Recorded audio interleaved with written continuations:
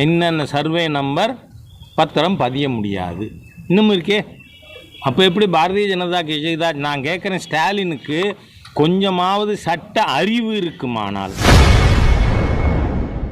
வக்பு சட்ட திருத்தம் தொடர்பாக முதலமைச்சர் மு.க.ஸ்டாலினுக்கு கொஞ்சம் கூட சட்ட அறிவு இல்லையா என்று பாஜக மூத்த தலைவர் ஹெச். ராஜா ஒருமையில் விளாசியுள்ளார். இங்கே பாருங்க, இது அரசு தெளிவுபடுத்தது எங்கெங்க?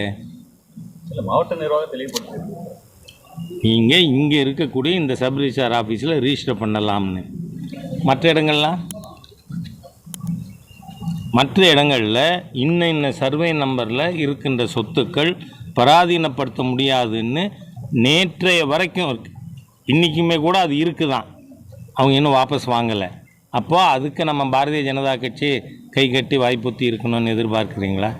இந்த சப் ரிஜிஸ்ட்ரார் ஆஃபீஸ் பிரச்சனை வந்தது, அது மாத்திரம் இல்லை. உங்களுக்கு தகவலுக்கு சொல்கிறேன், வேப்பூரில் அந்த மாவட்ட ஆட்சியர் அவங்க போட்ட ஆர்டரையே ரத்து பண்ணி அவங்கள மீண்டும் அந்த இடத்துல செட்டில் பண்ணியிருக்காங்க, நடந்திருக்கு.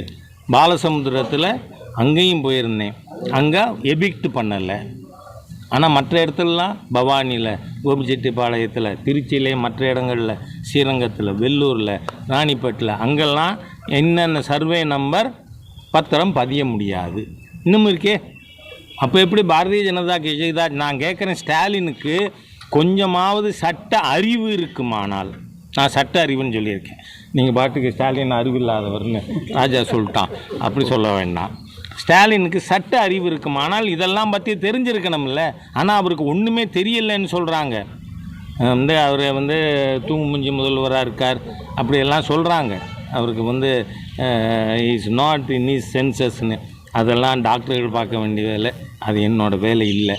ஆனால் இந்த மாதிரியாக இருக்கும் பொழுது இத்தனை தமிழ் மக்கள் பாதிக்கப்பட்டிருக்காங்களே, உங்களுக்கு வெக்கமா இல்லை?